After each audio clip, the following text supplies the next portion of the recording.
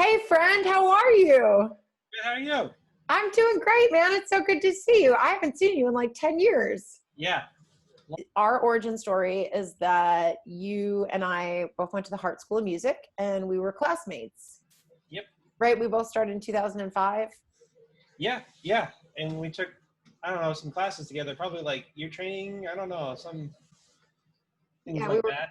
we had like theory and ear training together. What happened to you after you left University of Hartford? Moved to New York City and started working there, and I gigged around New York City a lot and like just being creative, getting involved in like kind of the downtown. You know, I kind of got into the same thing. Like I played in a bunch of bar bands and cover bands and stuff like that after leaving school. And, you know, if you go out to shows and stuff like that, or you're coming from another gig and you have your instrument with you and your violin player, usually people are like, oh, come sit in with us, like, and totally cool about it. And so I got to play a lot of that kind of music too. And I think it's important for those of us who have spent so much time, you know, in that kind of conservatory universe to remember that there's like a whole other music world out there where people play and they don't write anything down and it's just for fun and it's this kind of like a joyful experience. I needed to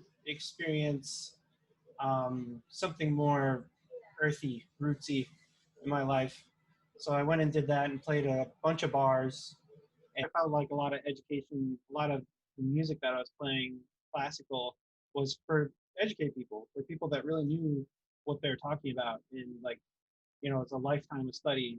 And there's not knocking any of that, but I wanted to also experience something more popular, more simple. I feel like I squandered so many opportunities at Hartt because I just wasn't ready for them. And if I could do it all over again, I would have taken a gap year or two before I would have embarked on my bachelor's degree. So I could have been like a little, I mean, and let's face it, like I was a little bit of a hellion. I probably should have like, you know, got a little bit more on the straight and narrow when I was in undergrad, but it's okay. A lot of teachers I always had was like, would say, you know, you study classical music, you play anything.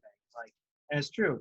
Like it's the difficulty in some of that stuff is insane. You know, if you could do that, you could play basically any other music. It all worked out. I'm still playing music, so at least. Yeah, that's awesome. Yeah. You do like bluegrass and things like that, right? Or yeah, so I kind of like fell into a weird thing. I just really wanted to spend time playing my violin, but I didn't want to play classical music anymore. Yeah. And like, you know, I had played with bands and stuff a little bit in Connecticut. I had that band Little Ugly, and I would sit in with the jazz guys every once in a while and play with the Kate Dunphy band and everything. And so I was like, you know, I should try and just do something completely different and learn how to play a different style of music. So I answered a Craigslist ad for an old time band, and the rest, it was just like, it just snowballed from there. awesome. Like growing up was just dead all the time, like constant.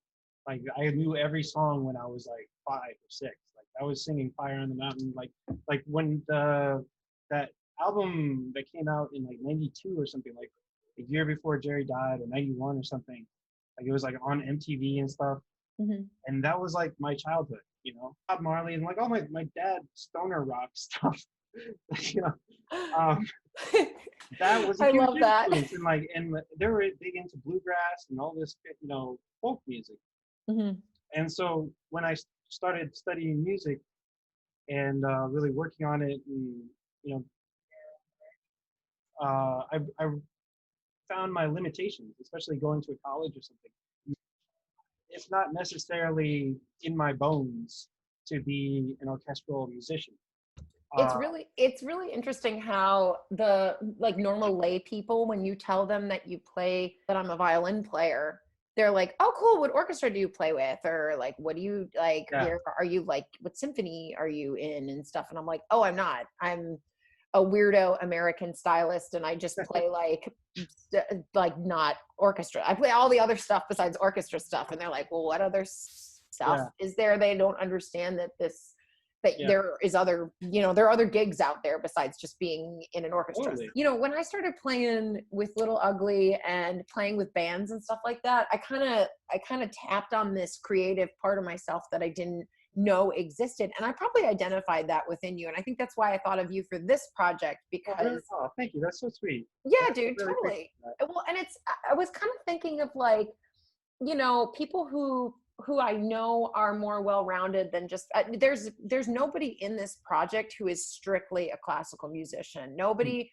who's in this is just a one-trick pony who went on to be in an orchestra. It's all, very interesting people who have weird ideas about teaching or weird ideas about what kind of music's important. And it's a really kind of, there's banjos and singers and pianos and fiddles and all kinds of crap going on. So